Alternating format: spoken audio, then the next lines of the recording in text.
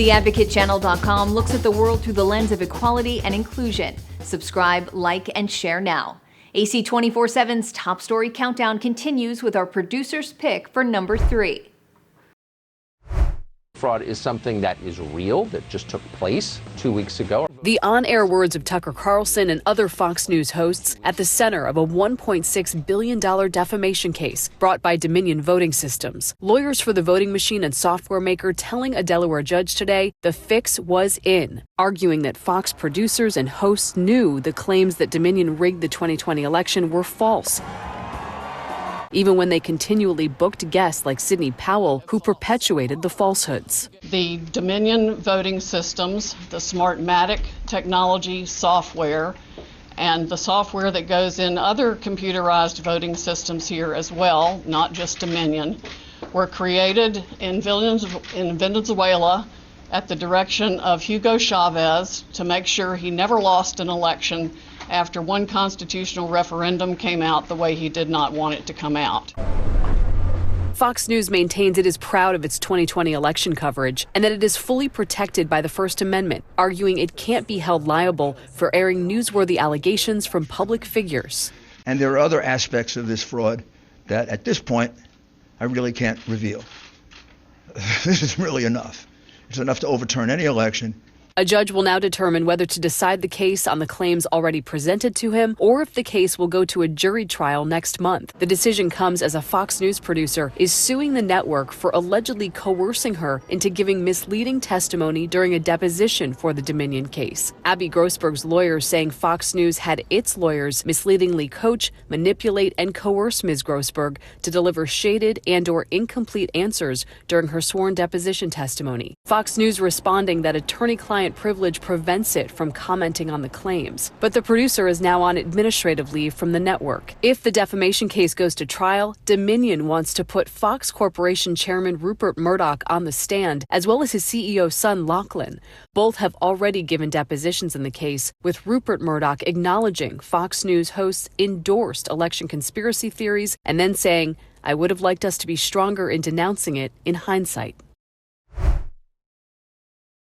Like the Advocate Channel on Facebook for the best way to get updates on stories that advocate for equality, justice, our rights, and more. AC 24/7 continues with today's top 2 pick. Ugandan MPs, 389 of them just passed the Anti-Homosexuality Bill 2023. It now goes to President Museveni for assent, and it's been described as one of the most strict anti-gay laws anywhere in Africa, probably anywhere in the world. I want to read for you a specific section of this bill that criminalizes not just same-sex acts, but even identifying as gay, lesbian, queer, transgender. Any of those identifications is now criminal in Uganda if this act that's been passed by Parliament is assented to by President Museveni. Even the name itself is a dead giveaway, the Anti-Homosexuality Bill 2023. And in a long session in the Ugandan Parliament, there was very rowdy debate, sometimes homophobic, sometimes ignorant, oftentimes using very dangerous rhetoric against people who identify as LGBT in the country. And it's unlikely that President Museveni wants assent to it because he's called homosexual people in the country deviants. Listen. The homosexuals are deviations from normal. The Western countries should stop wasting the time of humanity by trying to impose their practices on other peoples. This anti-homosexuality bill in Uganda saw a rare moment of bipartisanship in the Ugandan parliament. It was moved by an opposition MP, Asman Brasali-Rwa, but it was supported by MPs across the aisle, many of them from President Museveni's NRM party and from other parties in Parliament. They appear to conflate homosexuality with grooming, with pedophilia, and appear to use all these words interchangeably, at least the intentions, and that is why it's got lots of popular support, not just in Parliament, but within many Ugandans, which is a very religious nation, because as long as you say that homosexuals groom children, that they are pedophiles, then you can see why that quickly translates across the country. And now it's up to President Museveni, who is likely to sign it into law. Follow The Advocate channel on Twitter and Instagram to stay updated on stories that matter every day. Here's our #1 story of the day. Take a look.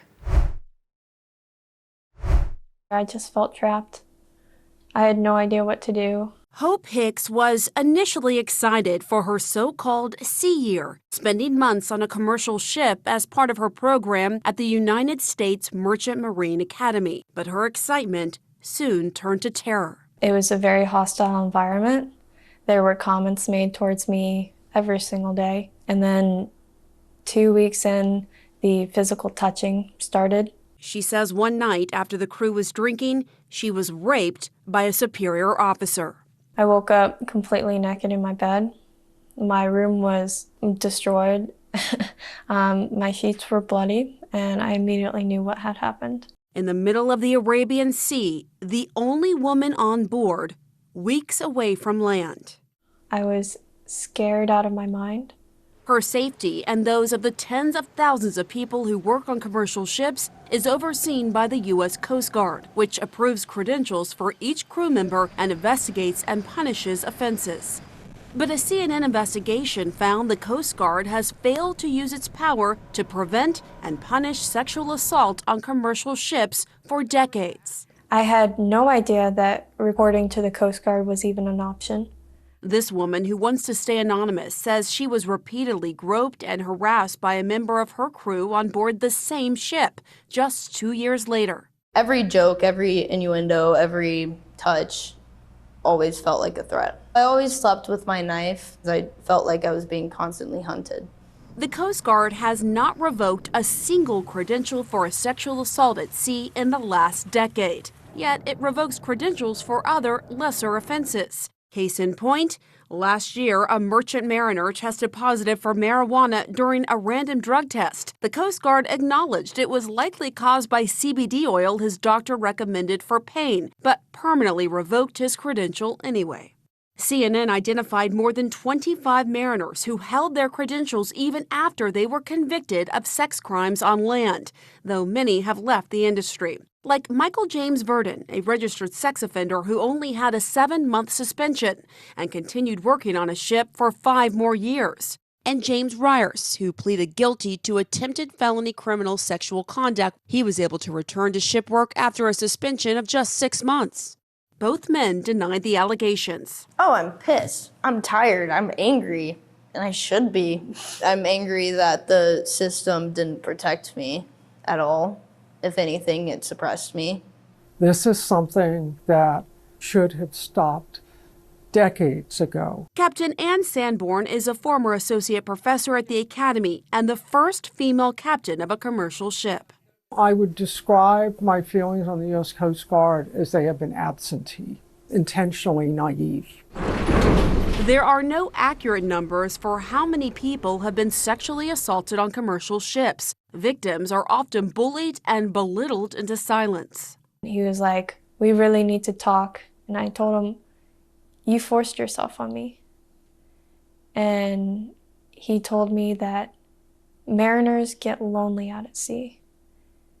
And if I ever wanted to report, nobody would ever believe me.